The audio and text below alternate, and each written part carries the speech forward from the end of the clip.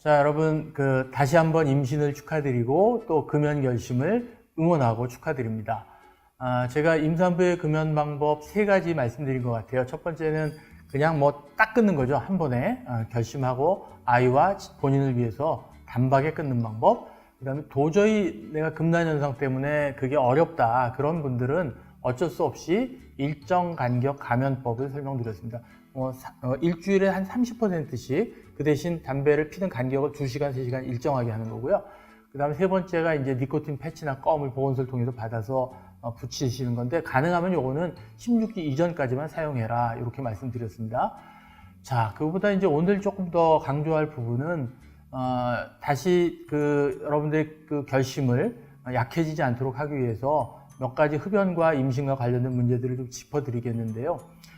여러분이 아이가 뱃속에 있는 상태에서 담배를 피면 니코틴이 피로 들어가죠. 그러면 피가 피 속에 있는 니코틴이 태아의 탯줄을 타고 아이한테 가게 되고, 근데 그 과정에 있어서 탯줄 자체, 탯줄 안에 들어있는 동맥 혈관이 니코틴 때문에 자꾸 수축이 됩니다. 그러면 여러분들이 엄마의 영양이 아이에게 가서 아이가 발달해야 되는데, 커져야 되는데, 그게 이제 영양실조가 생기는 거죠. 결국 그것 때문에 흡연 임산부는 미숙아가 발생이 증가한다, 이렇게 되어 있고요. 그 안에 또 여러 가지 독성 물질들이 탯줄을 타고 아이에게 가기 때문에 기형아 출산 확률이 2배 증가하고, 사산 위험이 50% 증가하고, 신생아 사망이 95%까지 증가한다고 되어 있습니다. 아이가 이유도 없이 영아기에 사망하는 유아 돌연사가 2배에서 최대한 4배까지 증가하고요. 마지막으로 여러분들 대한민국 엄마들이 가장 관심사, 아이의 어떤 학업 성취도, 이런 문제에 있어서도 이 흡연하는 엄마의 아이들은 니코틴이 사실 굉장히 흥분성 물질이거든요. 그래서 엄마의 피해가 태아의 뇌로 들어가면 이 아이가 스트레스를 받게 됩니다. 태아기부터. 그래서 이게 과민 흥분 상태가 되거든요. 그렇게 되면 여러분 결국 집중력이나 이런 것들이 떨어지기 때문에 나중에 아이가 학습 능력이나 기억 능력도 손상을 받는다고 되어 있고요.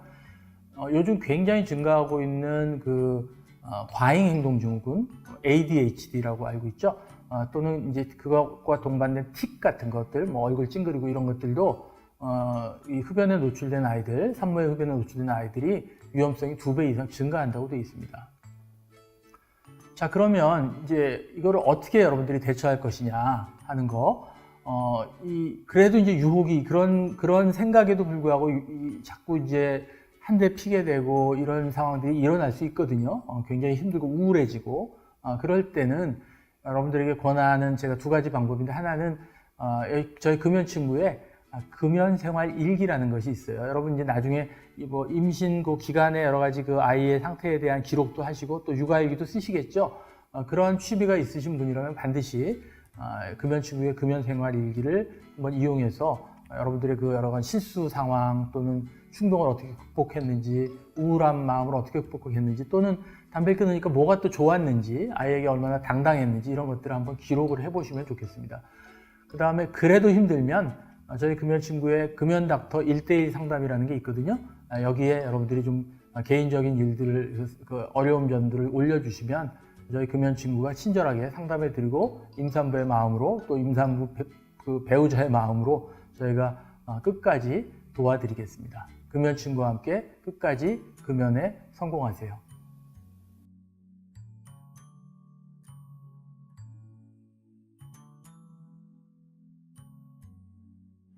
자, 여러분 금연 결심을 축하드리고요. 여러분들은 가장 험난한 금연 방법인 의지만으로 끊어보겠다, 다른 도움 필요 없다 라고 선택하신 분들입니다. 일단 여러분들의 어떤 도전 정신에 박수를 보내드리고요. 그런데 이제 조금 제가 금연 마스터로서 안타까웠고 좀 이렇게 불안한 거는, 사실 의지로만 1년 금연은 성공하시는 분들은 100명 중에 3명밖에 안 되기 때문에 이게 굉장히 힘든 길이다. 자, 그런데 그럼에도 불구하고 성공하기만 하면 사실은 아무리 어려운 일도 이제 여러분 인생에서 이거보다 더 어려운 일 그렇게 만나기 쉽지 않으실 겁니다. 그래서 아마 여러분들 자신감 충만, 굉장히 자신감이 생기실 거고, 그런 면에서 한번 해볼 만하다. 그리고 혹시 하다가 실패하더라도 다 금연하는 게 이렇게 어렵구나라는 걸 한번 경험하시는 것이 굉장히 몸에 좋은 약이 되기 때문에 그동안 의지로 안 해보셨던 분들은 한번 해볼 만하다. 자, 그러면 의지만으로 금연하는 방법 중에 보통 여러분들 생각할 때 담배를 한 번에 끊으려니 너무 자신이 없어서 조금씩 오늘은 20개, 19개, 17개 이렇게 줄여가면 어떻겠습니까? 라고 물어보시는 분이 많은데요. 그 방법은 안 됩니다. 그거는 왜 안 되냐면 이론적으로는 가능할 것 같은데 실제 많이 그런 이제 임상 시험을 해보니까 그렇게 하시는 분들은 처음에 몇 개는 잘 줄이나 이게 한 5개 미만으로 줄어들면요.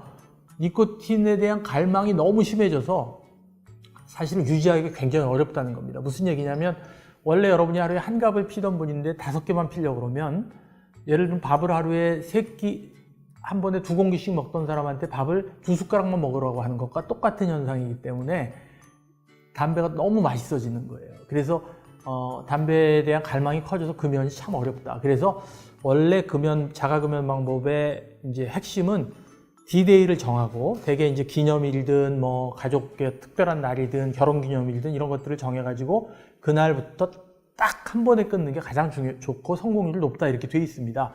자, 이렇게 한번 해보시는 걸 먼저 권하고요. 만약에 이게 어렵다 그러시면 두 번째 방법이 제가 지금 설명드리는 일정 간격 감연법. 이름이 좀 어려운데 그 안에 모든 게 다 담겨 있어요. 자, 첫 번째, 이건 어떻게 하는 거냐면 감연하는 거니까 한 번에 끊지 않고 줄이는 거예요. 그러니까 요 경우에는 금연 D-Day가 오늘부터 만약에 시작하신다 그러면 3주 후로 잡으시면 좋고요. 오늘부터 다음 주까지 첫 일주일은 여러분들이 평소에 피던 담배가 20개라 그러면 한 30% 정도를 줄이시는 거예요. 그러면 한 14개 정도를 내일부터 핀다고 생각하시고 그 대신 그거를 아침에 8시부터 그 다음에 하루에 1시간 간격으로 9시, 10시, 11시, 12시 이런 식으로 해서 14개의 담배를 피우는 겁니다. 자, 그 다음에 둘째 주가 됐어요. 그러면 또 30%를 줄입니다. 그러면 이제 한 7개, 8개로 줄이는 거죠. 자, 이때는 아침 8시에 첫 담배 피시고 그 다음에 10시, 12시, 오후 2시 이런 식으로 2시간 간격으로 또 피우시는 겁니다. 자, 마지막 셋째 주에는 담배를 3개 또는 뭐 2개로 줄이셔가지고 아침에 하나, 점심에 하나, 저녁에 하나. 근데 그것도 시간을 가능하면 한 6시간 간격으로 딱 정해서 피우시는 겁니다. 자, 여기서 중요한 거는 뭐냐면 10시에 담배를 알람을 맞춰놓고 피셨어요. 그런데 10시 반쯤에 친구가 담배 피러 나가자고 커피 마시러 가자고 하면서 담배를 피러 나가자고 꼬십니다. 그때는 피시면 안 되는 거예요. 자, 여러분이 12시에 담배를 요 스케줄을 따라 피셨어요. 근데 1시에 식사를 하셨어요. 원래 2시에 펴야 되는데 1시에 밥 먹고 나서 한 대 피고 싶죠? 피시면 안 됩니다. 대신. 자, 이거는 뭐냐면 여러분들이 이 상황에서는 펴야 돼 라고 생각하는 그 오래된 습관은 요 기간 동안에 안 하는 연습을 하면서 갑자기 담배를 안 폈을 때 찾아오는 금단 현상은 1시간 간격, 2시간 간격 이렇게 규칙적으로 니코틴을 흡입시켜 줌으로 해서 금단 현상은 사라지도록 없도록 만들어주는 그런 방법이거든요. 그래서 요 방법이 굉장히 행동과학적으로 그 금연에 도움이 되는 효과적인 방법이기 때문에요. 여러분 잘 기억하셨다가 한번 이번에 시도를 해보셨으면 좋겠습니다.